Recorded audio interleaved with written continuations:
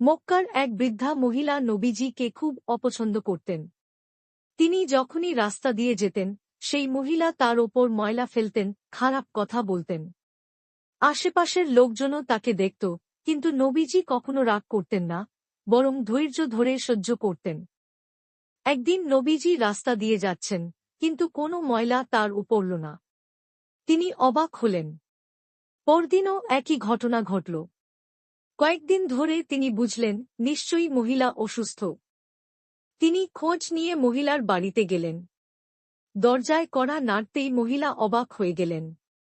বললেন, তুমি তো আমার ওপর প্রতিদিন ময়লা ফেলতে আসা সহ্য করেছ, আজ এসেছ কেন?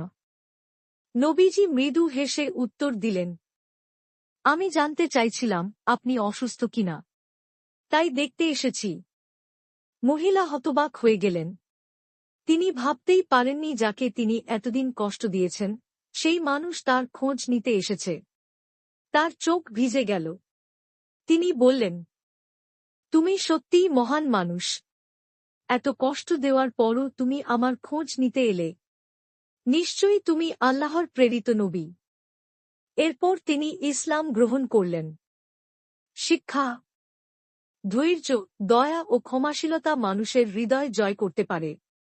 রাগ বা প্রতিশোধ নয়, সদয় আচরণই মানুষকে পরিবর্তন